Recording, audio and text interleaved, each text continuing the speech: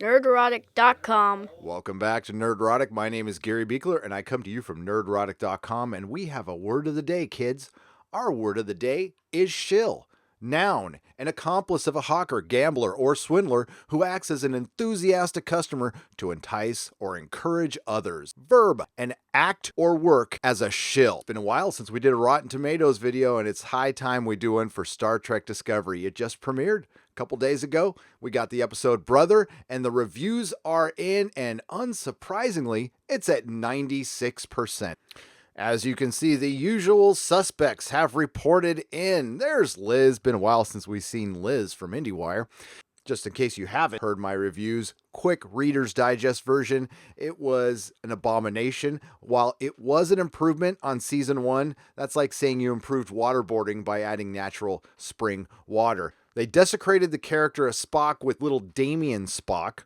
And they managed to do that before they even brought Ethan Peck in, which I honestly thought was quite impressive. I'm not even mad. Additionally, we had Michael Burnham lecturing her captain on the bridge and once in space. And don't even get me started on smiling, smirking Sarek asking his adopted daughter to teach Spock empathy. And who could forget the assertions that Spock might have had a crush on Michael Burnham and something very weird with his mother. Oedipus Spock?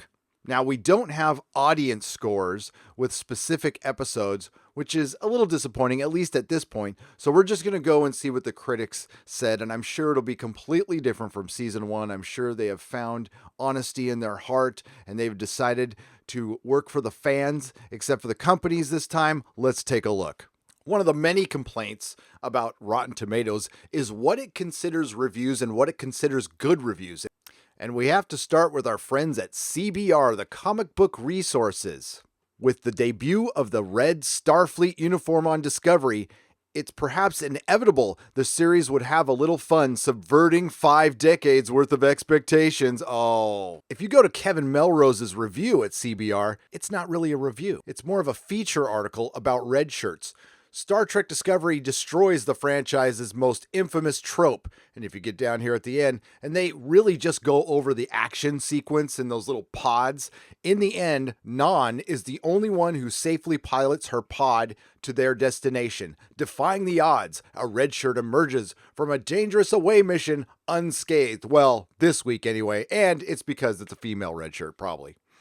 Megan O'Keefe from Decider. I knew Star Trek Discovery was the most progressive Star Trek show to date, but was this a hilarious step too far? Maybe not. Star Trek Discovery murdered a guy mid-mansplaining in season 2 premiere.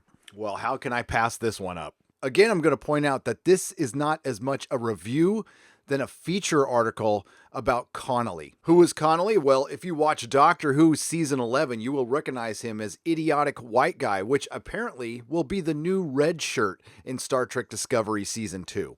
From the get-go, Connolly is a buzzkill. Sarcasm is one thing, but Connolly keeps going out of his way to neg Burnham. Part of the problem is that Pike compliments Burnham on finding a succinct simile to describe a weird phenomenon. But part of the problem is that Evan sucks. He does not have the Federation collaborative spirit. But Michael Burnham has that. Oh yeah, she's the ultimate team player. He doubts Burnham's qualifications to the point of even suggesting that she's lying about her success as the test pilot for the pods. In other words, a stand-in for critics of the show. My guess, anyway. It's a dangerous journey that Connolly doesn't seem to take seriously. At one point, Burnham tries to warn him that he's in trouble, and Pike concurs. Connolly shrugs this off, boasting that he's made the proper calculations for getting through the debris. When Burnham warns him, Connolly smugly begins to boast about how much smarter he is. When some of the debris smashes into the pod, killing him. Ha ha ha ha. Oh, ho, ho, ho. Oh, yeah, look at that. He's just dying over and over again. Over and over again. Yeah, that's probably big on Tumblr right now. So did Connolly deserve to die? Well, you know, if he had listened to the captain, and of course Michael Burnham, and his fellow officers, he might still be guest starring in Season 2 of Star Trek Discovery. Well, actually, he got out pretty easy, in my opinion. But he tried to go and consider himself an expert on, whatever it was he was bragging about. So I guess good riddance. There's a lot going on here with this Connolly thing. There's shades of Doctor Who Season 11. There's a poor attempt at being the Orville, and it's also a not so thinly veiled shot at critics of Michael Burnham. The one thing that article wasn't, though, was a review. Soap and Deb at the New York Times. If the tightly structured first episode directed by Klutzman entitled Brother is any indication, Discovery has found its own quicker than its predecessors. Star Trek Discovery Season 2 premiere, Ruffling Feathers.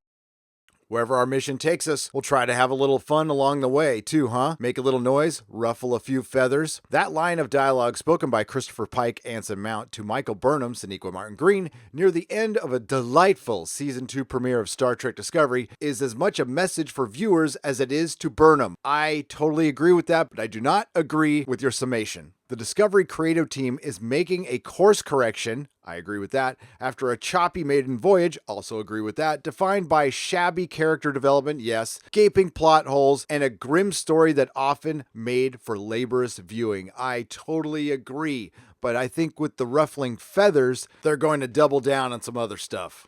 And as you can see here, tomatoes all the way down. There's only one rotten.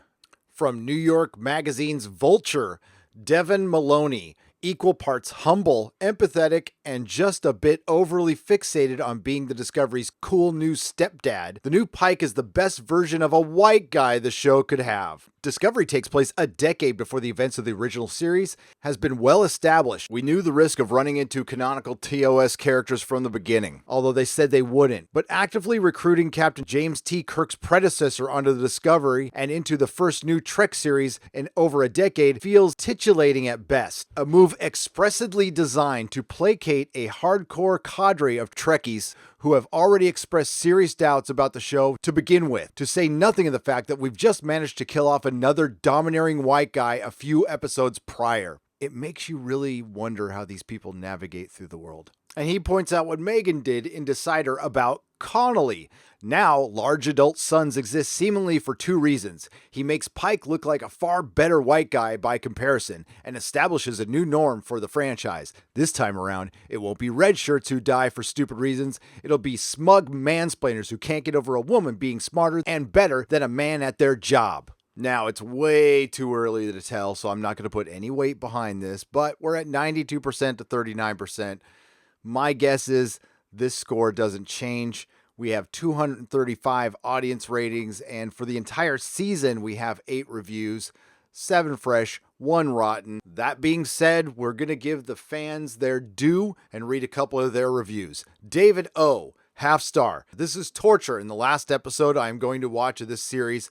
How has it come to this, that the standards of good storytelling and character development in Star Trek have fallen so far? How do the writers and the showrunner justify their paychecks with this dribble when a fan-made Star Trek-based short film called Prelude to Axanar puts the show's so-called creatives' efforts to shame? Bringing Spock, a Star Trek legend, into this series is an act of desperation to attempt to make the show's main character seem more interesting than she really is.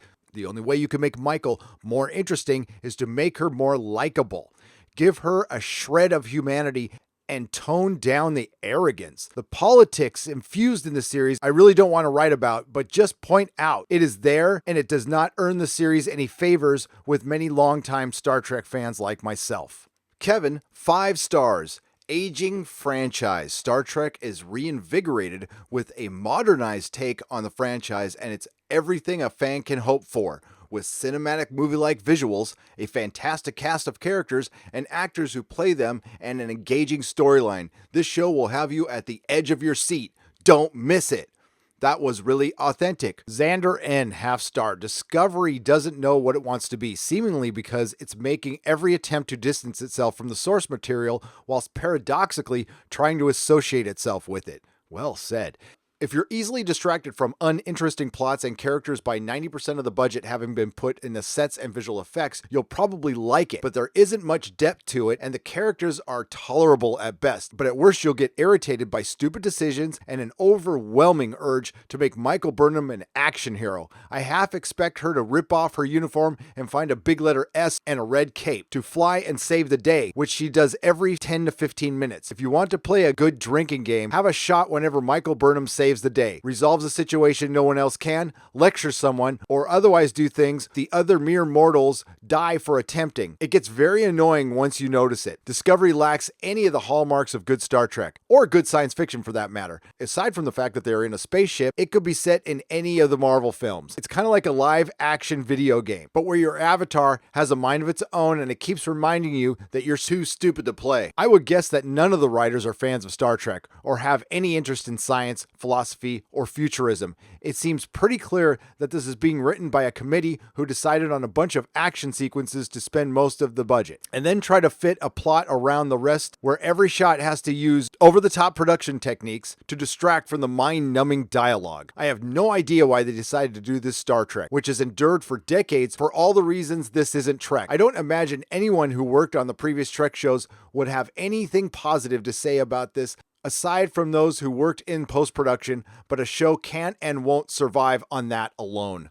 Xander, well said. Same as it ever was, same as it ever was. The latest example of the great divide between fans and critics, and it is just going to get wider as critics continue to sell out fans on a lie. They're buying into this movement marketing that makes things critic-proof, and they're taking it hook, line, and sinker because they believe they are supporting an ideal instead of actually judging just an episode of television. And if you look at Star Trek Discovery as an episode of television, there's no way in hell it should have a 96. Between a 40 and a 60, that's where pretty much everything should be on Rotten Tomatoes. And we also need to talk about Rotten Tomatoes counting reviews that aren't reviews. So critics, you need to do a lot of work to gain the fans' trust back, and it starts by being honest and not being a bunch of shills. Now, I also want to talk about the interest in the show. I have a couple of insiders who have confirmed independently that the subscriber numbers on Star Trek Discovery have completely flatlined. And maybe to back this up is a little ad I saw on YouTube that's offering a week free. You would think that your flagship show from one of the greatest franchises to ever exist on your brand new streaming network that's on season 2 wouldn't need this type of incentive. You think CBS would be passing out press releases to Variety and Deadline saying we've got record number of subscribers, but that's not really happening yet, is it? Once again, I'm going to ask somebody in the media to be brave. Join us. Step outside of the echo chamber. I know a little bit about the entertainment writers scene and how competitive it is and how much it is about access more than actually informing the public, about making themselves look good more than informing the public. Break the cycle. Bragging to your friends that you get TV shows a week early really isn't worth your integrity. I'm going to use some of your own words against you. Be the change you want to be. Own your truth. No matter what, this will be a very interesting 3 months. If you like what you heard, please like, share, and subscribe. If you don't like what you heard, hey, thanks for listening that long. I have a Patreon, patreon.com/nerdrotic. We also have a website, nerdrotic.com, where you can find the audio versions of everything we do here on YouTube. Thank you to all the new subscribers. I want you to have a great day, and may the small folks sing songs of your greatness. Nerdrotic.com. Please subscribe.